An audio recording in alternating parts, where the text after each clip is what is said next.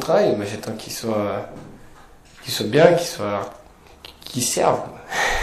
Et ben déjà c'est d'aller au boulot sans avoir la boule au ventre, donc prendre du plaisir à y aller, puis faire des choses qui nous plaisent aussi, et passer du temps dessus et être content de ce qu'on a fait à la fin. Le patron idéal, ce serait un patron qui serait à l'écoute, qui serait attentif à ses employés et qui serait sympathique, qui se mettrait pas sur un piédestal, qui resterait au même niveau que ses employés. Pas trop nerveux, qui explique bien. Le patron idéal, c'est un patron qui est humain, ambitieux et à l'écoute de ses ouvriers.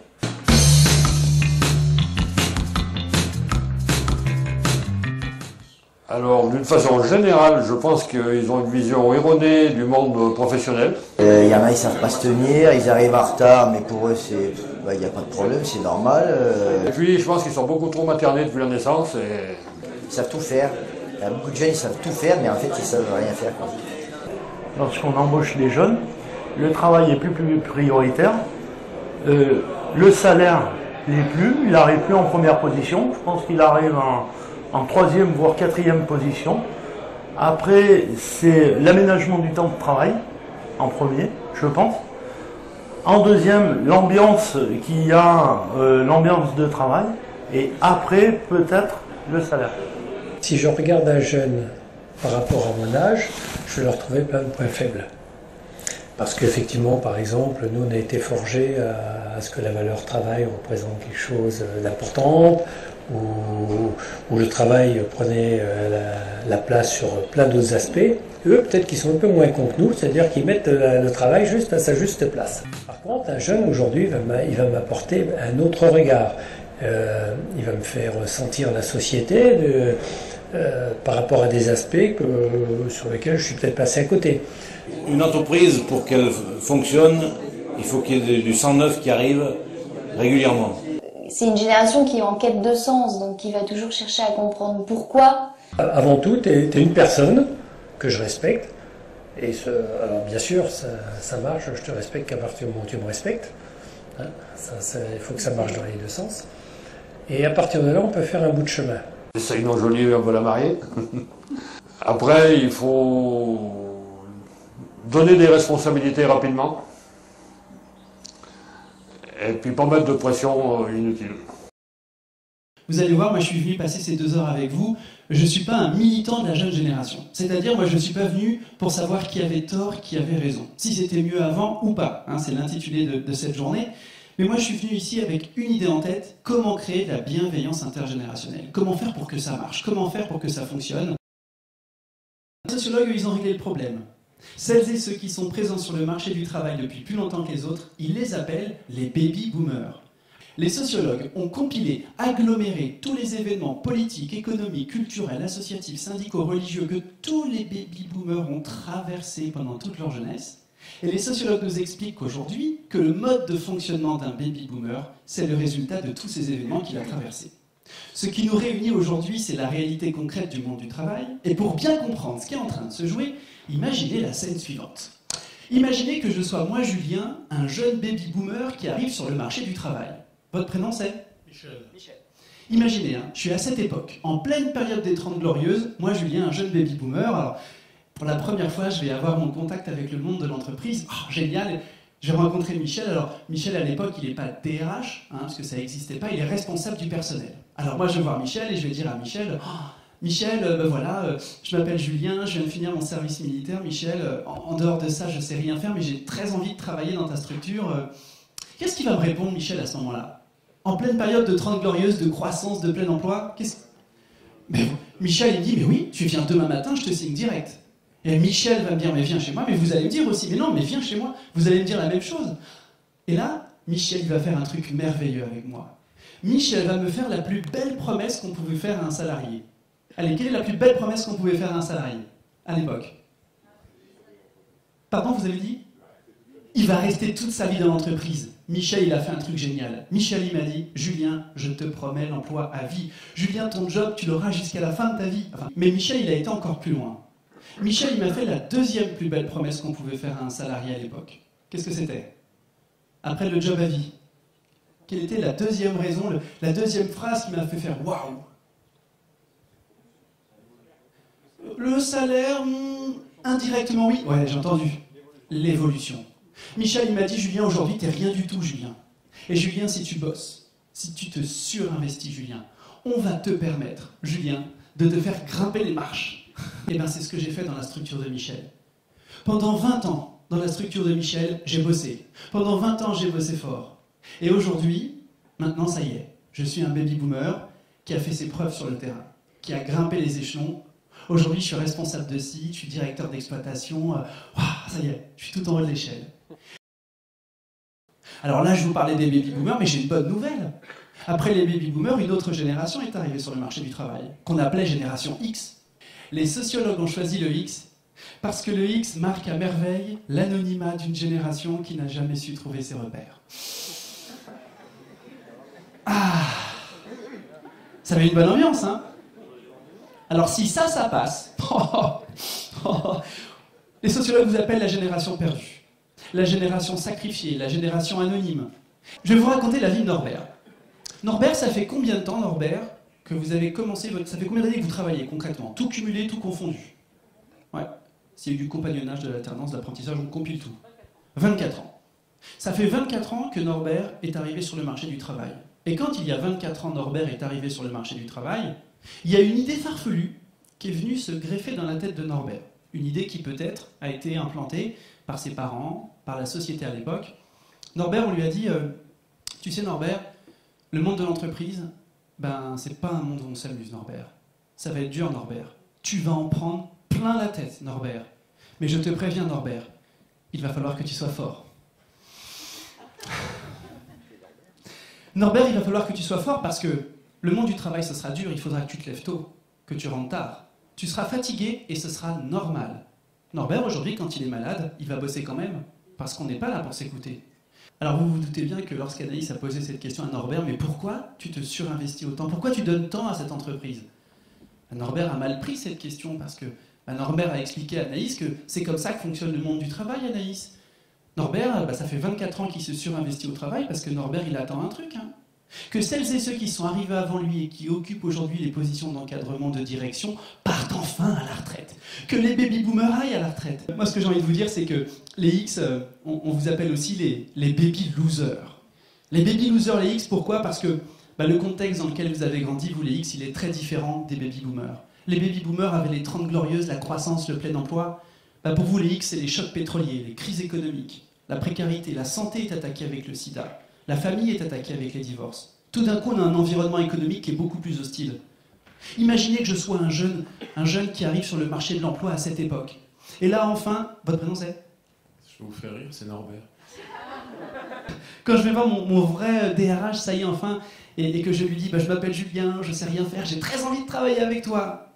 Oui, mais le contexte a changé. Et qu'est-ce que Norbert va me répondre, à votre avis? Est-ce que je vais avoir un grand oui? C'est pas sûr, hein. Norbert, il va me répondre... J'aimerais bien Norbert. Norbert, il va me dire, Julien, tu sais, Julien, c'est la crise. Hein. Julien, on recrutera personne cette année. Enfin si, on en recrutera peut-être un ou deux. Et c'est un ou deux qu'on va recruter, on va se blinder au maximum. On va prendre toutes les précautions. Et tout d'un coup, à cette époque, qu'est-ce que Norbert va analyser dans ma candidature? Qu'est-ce qui va l'intéresser particulièrement à cette époque? Les diplômes, et quoi d'autre? Et l'expérience. Diplôme, expérience. On a une génération entière de parents qui, lorsqu'ils sont dans les postes de recrutement, exigent de la part des candidats d'avoir la double compétence et diplôme et expérience. Mais lorsque Norbert, en tant que papa, rentre à la maison et qu'il apprend que sa fille veut faire un bac pro. Tu veux faire un bac pro? Mais non, pas toi, ma fille. Oh non, fais des études dans des filières qui probablement ne servent à rien, mais oh non, fais des études. Tu veux faire de l'apprentissage, de l'alternance.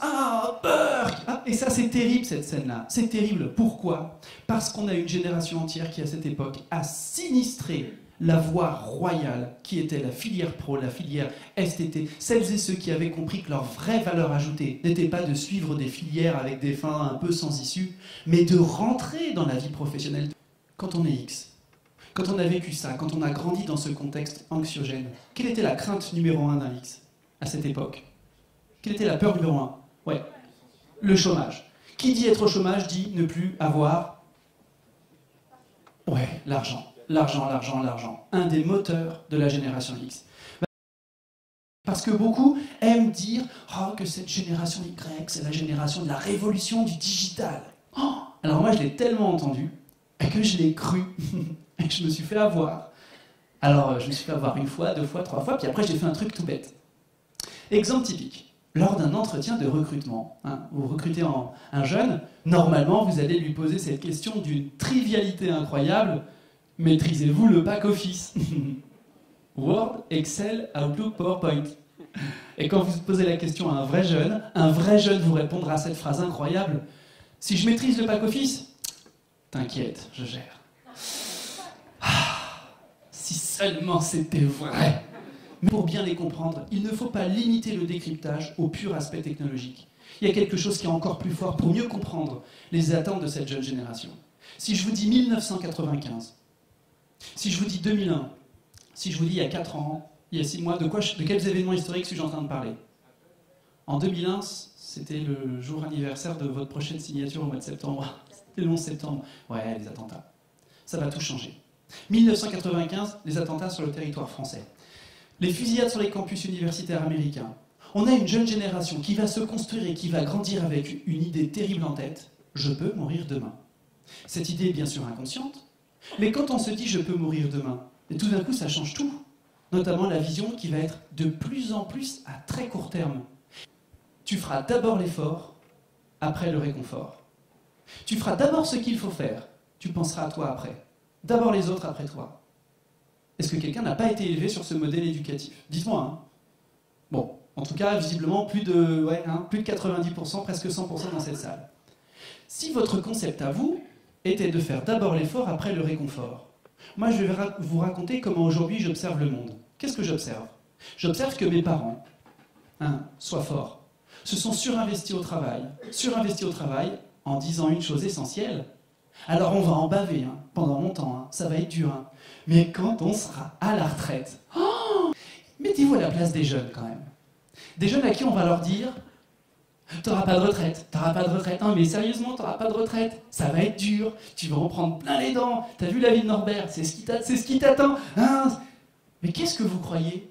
Mais ces jeunes, ils sont pas stupides. Ces jeunes se disent, mais alors attends, si nous on n'aura pas de retraite. Hors de question qu'on vive la même chose que Norbert. Eh bien cette jeune génération a développé un nouveau concept qui s'appelle la retraite tout au long de la vie.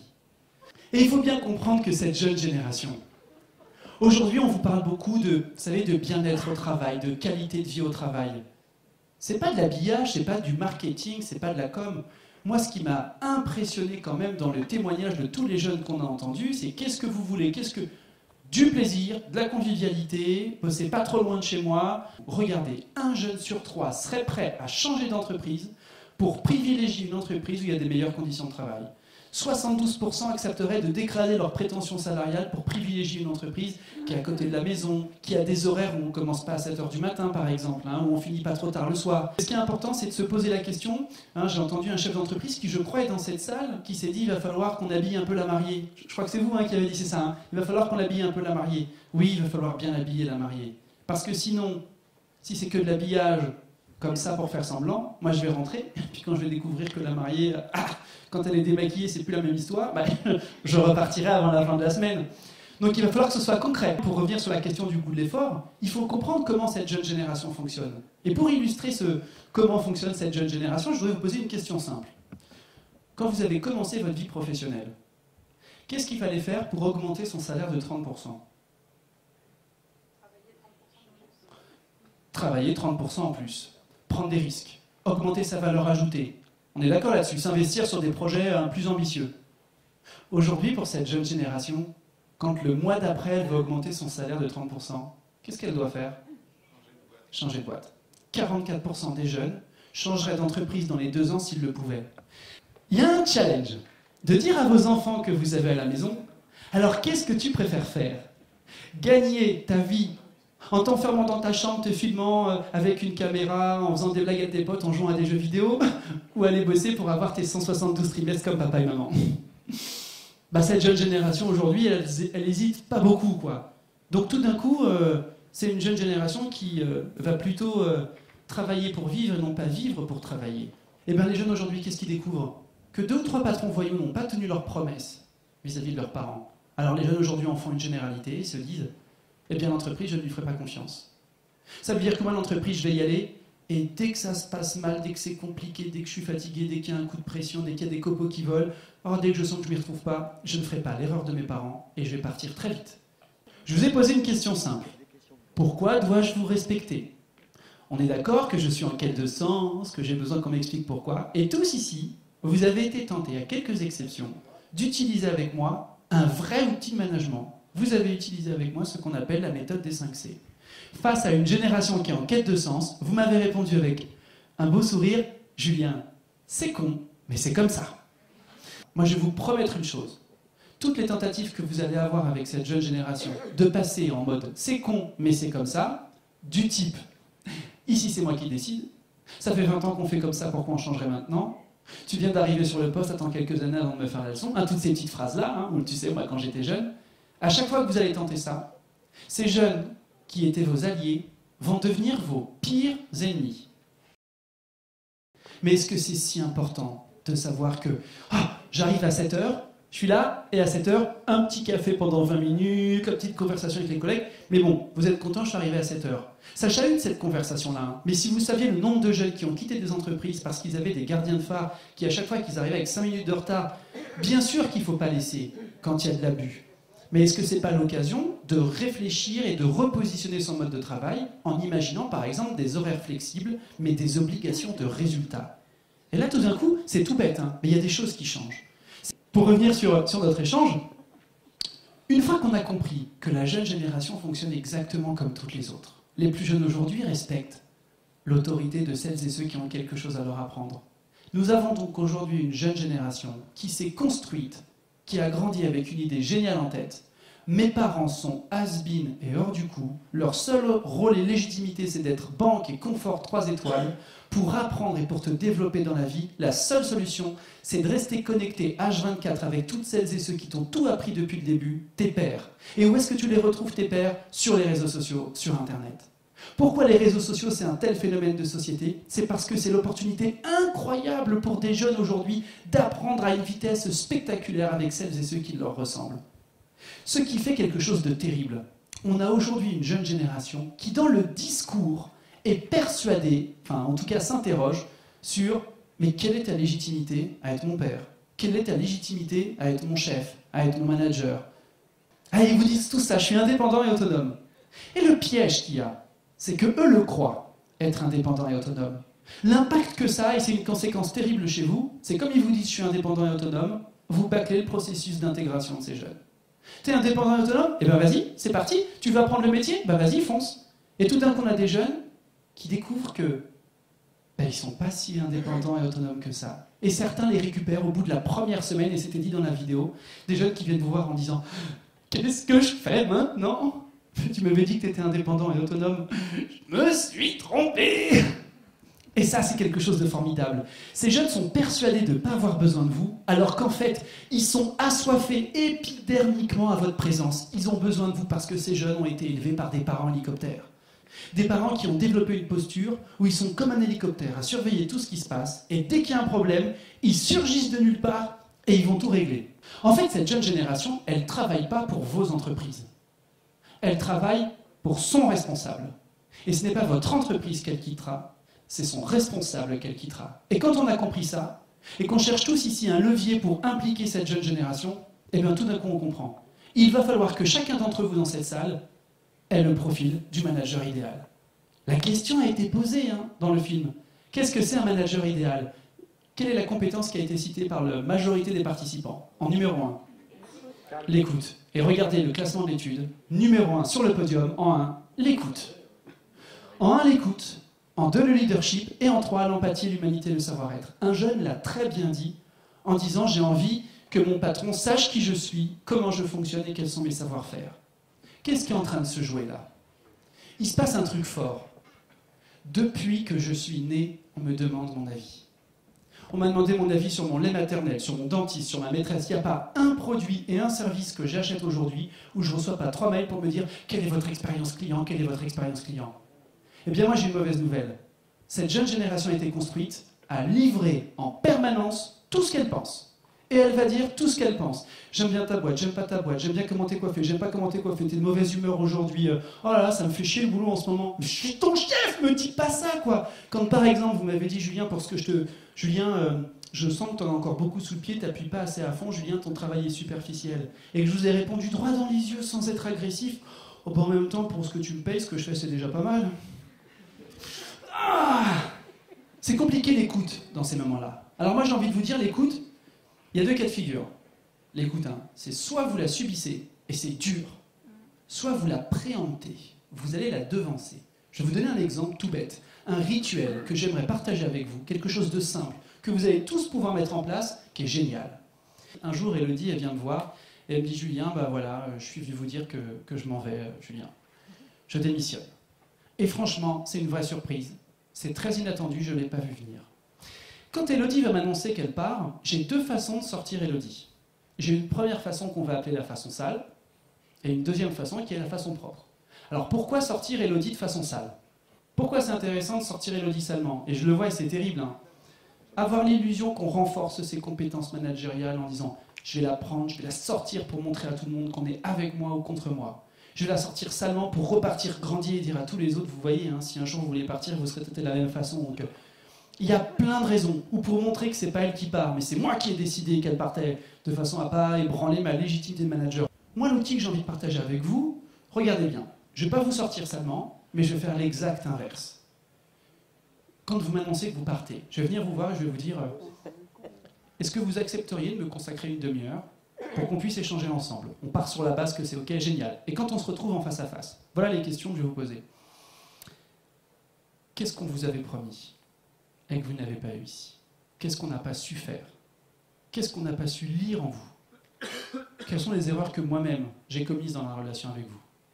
Si, voilà, vous le savez, on va recruter quelqu'un d'autre à votre place, quels conseils me donneriez-vous pour que la personne qui va occuper votre poste ne revive pas la même chose que vous?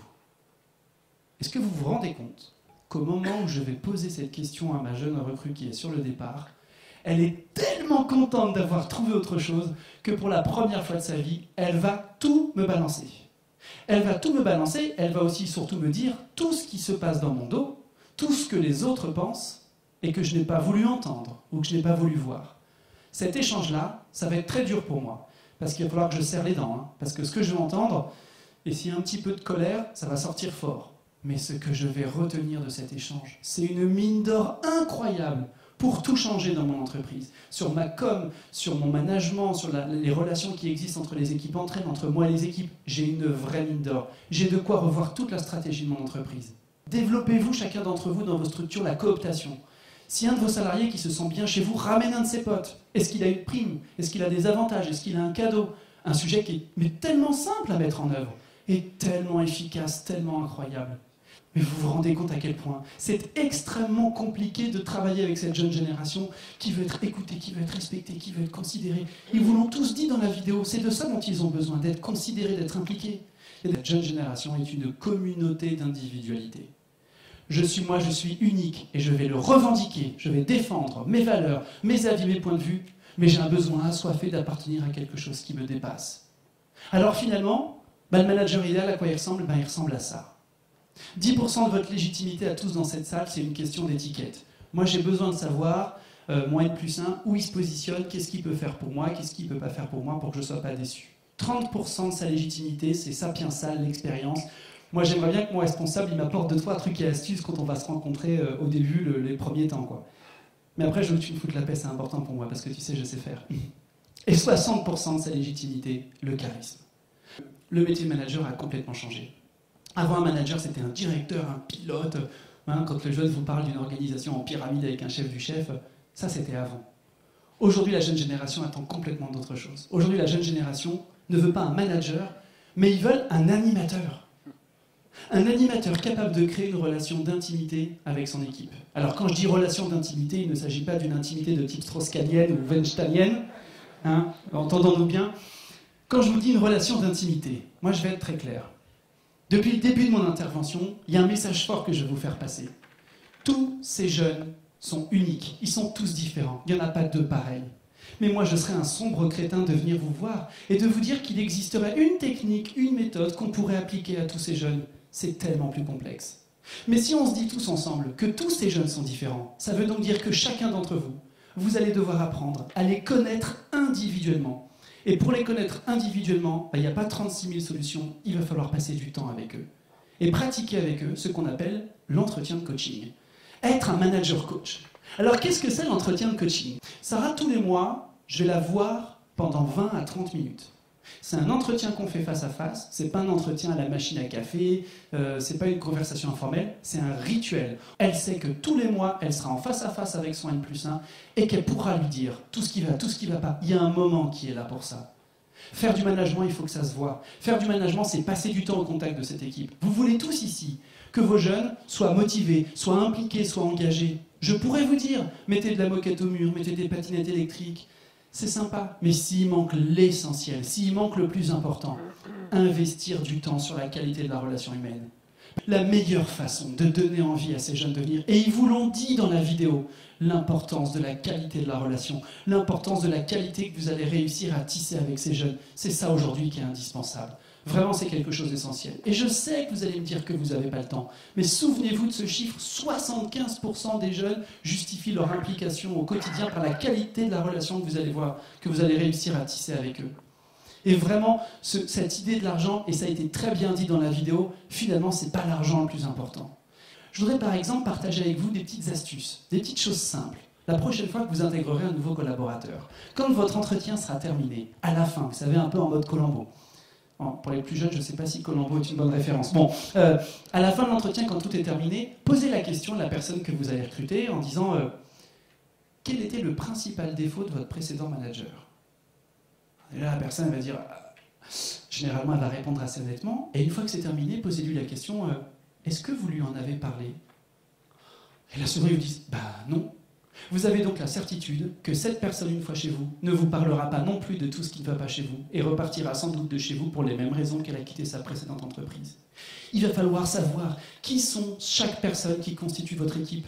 D'ailleurs, ce n'est pas une équipe que vous gérez, c'est une communauté d'individualité. Depuis presque 2 heures, on a souvent fait le parallèle entre le métier de manager, de chef d'entreprise, et le rôle de parent. Je voudrais vous questionner sur ce rôle de parent. Si ensemble, on devait tenter de définir en une phrase le rôle de parent, comment vous le définiriez? Le métier de parent, c'est simple, rendre ses enfants indépendants et autonomes. Le métier de manager, rendre son équipe indépendante et autonome. Je vais être obligé de vous glisser une petite citation de Confucius. Confucius disait, je ne sais pas si vous vous en souvenez, qu'il ne sert à rien de donner tous les jours du poisson à un homme, mais qu'il vaut mieux lui apprendre à pêcher. On est tous d'accord ici que votre rôle, c'est d'apprendre à pêcher à vos enfants, d'apprendre à pêcher à vos équipes. Le problème, c'est que quand on a autour de soi, ou soi-même, des managers super experts, des managers super techniciens, qu'est-ce qui se passe? On passe son temps à distribuer du poisson. Et en permanence, on distribue du poisson. Alors moi, je vais vous lancer un défi à tous et toutes dans cette salle. Je voudrais qu'à partir de la fin du cocktail, pour garder le moment de convivialité, après le cocktail, je voudrais que ce soir, quand vous allez rentrer chez vous, que demain, avec vos équipes, que vous ne répondiez plus jamais à une question en fournissant du poisson. Et je voudrais que tout ce soir et tout demain, quand vous allez rentrer chez vous, qu'à chaque fois que quelqu'un vous posera une question, que vous répondiez systématiquement ces 2 phrases incroyables. Qu'en penses-tu? Que proposes-tu? Qu'en penses-tu? Que proposes-tu? Alors, rentrez pas chez vous, ça va chérie, t'as passé une bonne journée? Qu'en penses-tu? Que proposes-tu? L'échec est la plus belle plateforme de rebond. Que grâce à cet échec, je vais pouvoir modéliser des systèmes de résolution de problèmes, de résolution de crises. Moi, j'ai envie de vous dire presque, mais laissez-les se planter le plus tôt possible, quand c'est pas grave, pour qu'ils puissent commencer à réfléchir par eux-mêmes, plutôt que de passer leur journée à venir vous voir « Ah, j'ai un problème, ah, j'ai un problème ». Julien, pourquoi on s'intéresse autant aux jeunes générations aujourd'hui? Je veux dire, Julien, tout le monde dans cette salle a été jeune. Bon, certains depuis plus longtemps que d'autres. Mais je veux dire, tout le monde a été jeune. Finalement, les temps changent, mais peut-être que les choses restent les mêmes. J'aime bien cette image pour cette raison. Je trouve qu'elle traduit ce lien qu'on peut retrouver. Mais pourquoi je suis là en fait? Pourquoi on parle de ce sujet-là? Et pourquoi il est si important? Pour plusieurs raisons. La première, elle est démographique. En 2030, pour la première fois de l'histoire de la France, nous aurons plus de personnes âgées de plus de 65 ans que de moins de 20 ans. Ça veut dire qu'en 2030, 75% des actifs seront des jeunes issus des jeunes générations d'aujourd'hui. Ça veut dire qu'il y a une urgence à se préoccuper, mais vraiment, mais dès maintenant, sur qu'est-ce qu'ils attendent de nous, qu'est-ce qu'ils veulent, comment faire, comment leur donner envie, comment habiller la mariée, pour reprendre l'exemple de tout à l'heure. En plus, dans un contexte économique où aujourd'hui, c'est pas une entreprise sur deux a du mal à remplir son carnet de commandes, c'est une entreprise sur deux a des difficultés à recruter. Les X, je vous ai bien chahuté un petit peu au début de mon intervention, mais les X, je trouve que vous personnifiez bien un concept important. Le X, pendant sa première moitié de vie professionnelle, le X, il fait ce qu'on attendait de lui. Et puis tout d'un coup, le X, au milieu de sa première moitié de vie professionnelle, tout d'un coup, il va parler de sens. Tout d'un coup, il va dire que lui aussi, il veut être écouté, respecté, considéré. Tout d'un coup, le X, il va dire que, mais attends, mais lui aussi, il a envie de faire un travail qui lui plaît. Mais lui aussi, il n'a pas envie de se surinvestir encore pendant 20 ans au travail. Et puis tout d'un coup, on entend un X qui commence à parler comme un jeune d'aujourd'hui. Alors on dit que c'est la crise de la quarantaine ou de la cinquantaine, on trouve des excuses. Puis finalement, qu'est-ce qu'on découvre? Que même les baby-boomers qui se disent il me reste encore 10 ans à faire, mais moi je ne vais pas les faire les 10 comme ils viennent de se terminer, mais moi aussi j'ai envie de prendre soin de moi. Et qu'est-ce qu'on découvre? On découvre qu'aujourd'hui, finalement ce que réclame la jeune génération, c'est ce que toutes les générations voulaient. Mais les baby-boomers ont accepté de ne pas le demander. Les X se sont dit, Norbert, j'ai pas le droit de le demander parce que moi il faut que je sois fort. Si je le demande, ce sera considéré comme un aveu de faiblesse. Et on découvre aujourd'hui que cette jeune génération, ce qu'elle réclame, elle l'obtient. Des entreprises qui se transforment. On parle de qualité de vie au travail, de bien-être au travail, de bonheur. On réadapte les temps de travail, on fait preuve de flexibilité dans les horaires. Qu'est-ce qui se passe? Aujourd'hui, on assiste à une convergence de toutes les générations vers les attentes de cette jeune génération. Tant et si bien que moi j'ai envie de vous dire que tout ce dont on a parlé sur cette soirée, c'est pas qu'une question de classe d'âge. Ça, c'est vraiment regarder le sujet par le trou de la lorgnette. Tout ce dont on a parlé ce soir, c'est une question de culture Y, de société Y. Mais bon sang, c'est le monde dans lequel on vit qui est en train de se transformer. Quand demain, vous chercherez à recruter un nouveau jeune, et que vous aurez votre pile de CV à chercher le mouton à 5 pattes, et que vous aurez égrené les CV les uns à la suite des autres en cherchant le jeune professionnel idéal que vous n'aurez pas trouvé, et quand vous vous retrouverez avec tous les CV mis de côté, vous comprendrez que le jeune que vous allez intégrer fera partie de ces CV que vous avez rejetés. Que le jeune que vous allez recruter aura sans doute des lacunes sur le fond ou sur la forme. Mais que chacun d'entre vous ici dans cette salle prendra ses vraies responsabilités et sa mission sociétale, qui consistera très rapidement, ce jeune, à identifier qui il est, comment il fonctionne, quelles sont les lacunes qu'il peut avoir, de créer la relation avec lui avec des entretiens de coaching pour savoir comment le faire grandir, comment créer cette relation pour qu'il n'ait pas envie de rester que 2 ans chez moi, qu'il reste bien plus longtemps. Et que plus globalement, que la prochaine fois qu'un jeune vous dira franchement, pour le salaire que tu me payes, ce que je fais, c'est déjà pas mal. Que la prochaine fois qu'un jeune vous parlera de ses problèmes de couple. Que la prochaine fois qu'un jeune Nadège déchirera une page de votre cahier pour vous expliquer comment faire votre travail. Que la prochaine fois que je dirai à mon boss, franchement, ce que tu as fait en rendez-vous, c'était quand même une catastrophe. J'espère que tu la connaissais perso parce que c'est scandaleux. Que peut-être qu'avant ce temps passé ensemble, vous étiez peut-être tenté de coller des clichés et des idées reçues sur cette jeune génération, mais que grâce à ce temps qui vous est proposé par Fibois, la prochaine fois que ça arrive, vous preniez votre respiration et que vous me disiez simplement « Bon alors Julien, qu'en penses-tu? Que proposes-tu » Merci pour votre attention. Merci à tous.